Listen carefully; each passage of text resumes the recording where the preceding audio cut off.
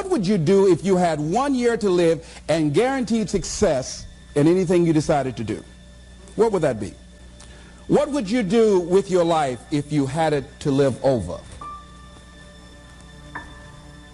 Getting to know yourself. What is one value, one deep commitment from which you would never budge? Ask yourself the question, what would your life be like? What would your life look like if you decided not to care what people thought of you? What would your life be like if you decided to give up some of your fears? What would your life be like if you decided to become courageous? What would your life be like? It takes courage to live your dreams. It takes courage to manifest your greatness. It takes courage to decide to live, to decide to bring out all of your talents and abilities, to decide to stretch out, to decide to take a chance. It takes courage to be happy, just to be you. It takes courage to enjoy yourself. What are some of the self-defeating behaviors that we become involved in that prevent most people from enjoying themselves? Some people develop the "what's the use" attitude. Why bother? Some people have the "I really don't care." And they convince themselves that they don't care and they don't feel anything. And after a while, they really don't feel anything. Their lives are empty. Some people say, well, it's really not worth the hassle. Just too hard. It doesn't bother me anymore. The fact that I'm not living out my dream. The fact that I'm capable of doing more and I'm not doing it. The fact that I'm content but I'm not fulfilled. The fact that I'm not living my dream. If it's not giving you what you want, it's going to take courage to decide to do something differently. When you truly have a vision for your future that inspires you, you're going to jump up out of bed in the morning and feel great about going at life versus being miserable and going to a job you hate. The only thing that stops you from getting what you want in life is the bullshit story you tell yourself. You want to ask yourself, how can I use what I'm going through as fuel for my growth? You want to ask yourself, what is the gorgeous opportunity hidden inside this so-called problem? I mean, and if you look at the mass of humanity, they really train their brains to focus on problems, right? They hit a wall and they just, because of their belief system, they don't know it because most people are not really that aware of their belief systems.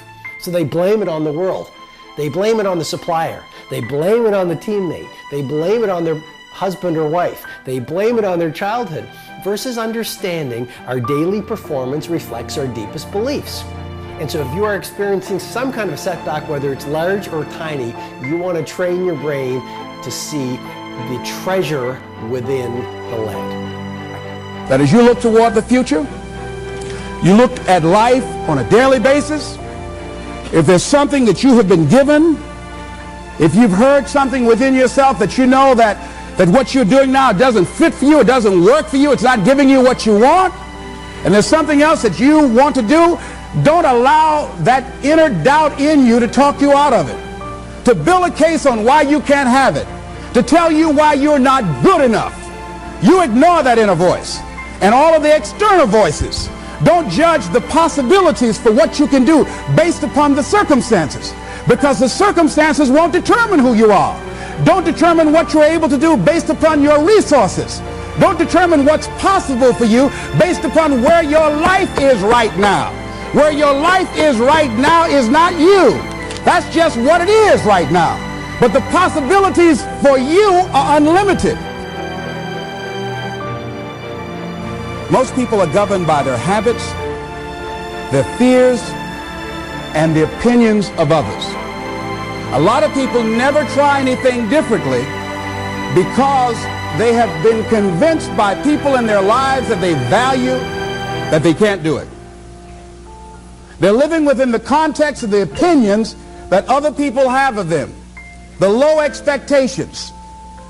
Many people doubt themselves because when they thought about doing something at some critical point in their lives, somebody they respected and honored somebody they believed in, somebody that they loved, someone they trusted said, you can't do that. What are you going to believe? Are you going to believe in yourself? Are you going to believe everybody else's judgment on you?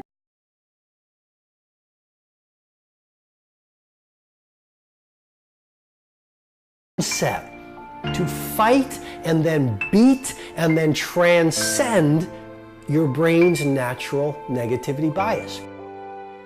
When you have confidence, or we could even call it fire, when you have that fire within you, that confidence, that interior bravery, you almost have this power to do whatever it takes to get your brave vision done. You see, in this world, it's not about, in many ways, your strategy in your business or your ability in your life. It's about this thing called confidence. And we have all had these times in our lives when we are full of confidence. And what other people see as a problem, we simply do see as an opportunity. Other people see it as a stumbling block or a wall, and we see it as a stepping stone or this solution.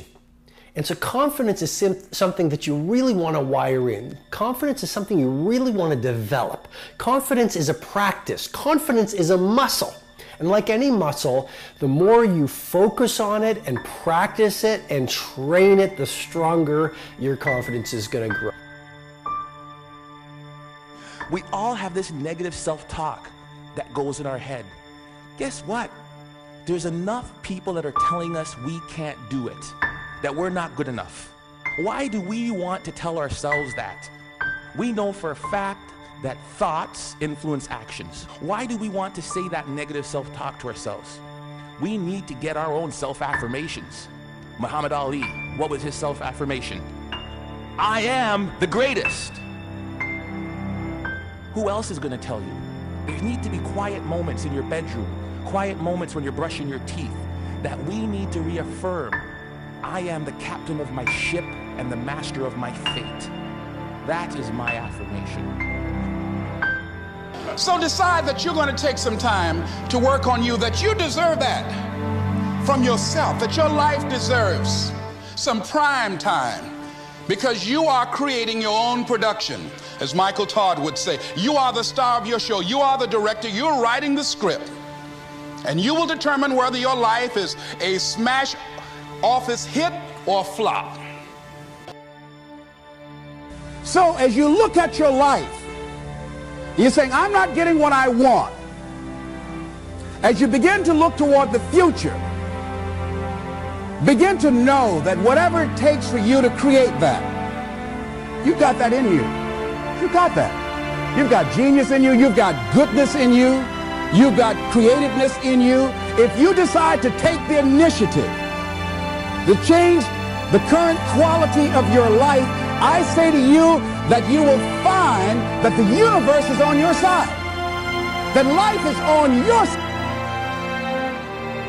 Make sure you do all you can do. And if we're honest this evening, we know that we haven't done all we can do. So as we look at the future, we can decide that from this day forward, as I look at my personal relationships, if I look at my professional relationships, if I look at my family relationships, as I look at all the dimensions of my life, looking at myself mentally, emotionally, and spiritually, I'm going to do all I can do to develop me, to bring my talent out here, to make a contribution to life.